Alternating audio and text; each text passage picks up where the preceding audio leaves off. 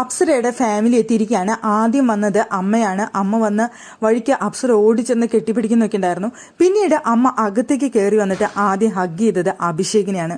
മോനെ അമ്മ വന്നിട്ടുണ്ട് എന്ന് പറഞ്ഞുകൊണ്ടാണ് അഭിഷേകിനെ ഹഗ് ചെയ്യുന്നുണ്ടായിരുന്നത്. അത് അഭിഷേക് ആദ്യം നോട്ട് ചെയ്തു. അതിനെക്കുറിച്ച് പിന്നീട് അഭിഷേകും ഋഷിയും കൂടി ഇരുന്ന് സംസാരിക്കുന്നുണ്ട്. എന്തായിരിക്കാം ആ അമ്മ അങ്ങനെ പറഞ്ഞത്? ഞാൻ പറഞ്ഞ കാര്യങ്ങളൊക്കെ പുറത്തു പോയതുകൊണ്ടായിരിക്കുമോ? പക്ഷെ ഞാൻ അമ്മയെക്കുറിച്ച് കൂടുതലൊന്നും പറഞ്ഞിട്ടില്ലല്ലോ. എന്താണ് ഉണ്ടായത്, എങ്ങനെയാണ് ഉണ്ടായത്, ഒന്നും ഞാൻ അമ്മയെക്കുറിച്ച് കൂടുതൽ പറഞ്ഞിട്ടില്ല. പിന്നെന്തായിരിക്കും അവരങ്ങനെ പറഞ്ഞത് എന്ന് അവിടെ അഭിഷേക് ഋഷിയുടെ അടുത്ത് ചോദിക്കുന്നുണ്ട്. അപ്പൊ ഋഷി പറയുന്നുണ്ട്, നീ ലാസ്റ്റ് എഴുതിയ കത്ത് വായിച്ചത് കേട്ടിട്ടായിരിക്കും ചിലപ്പോൾ എന്ന് അവിടെ ഋഷി പറയുന്നുണ്ട്. അതോടൊപ്പം തന്നെ അമ്മ വന്നിട്ട് പറയുന്നുണ്ടായിരുന്നു, അവിടെ ഇരിക്കുന്ന സമയത്ത് അഭിഷേകിന്റെ അടുത്ത് പറയുന്നുണ്ടായിരുന്നു, ഞാൻ പ്രസവിക്കാത്ത എന്റെ മകനാണ് നീ എന്ന് അഭിഷേകിന്റെ അടുത്ത് പറയുന്നുണ്ടായിരുന്നു. അപ്പൊ അഭിഷേക് ആകെ കൺഫ്യൂസ്ഡായി.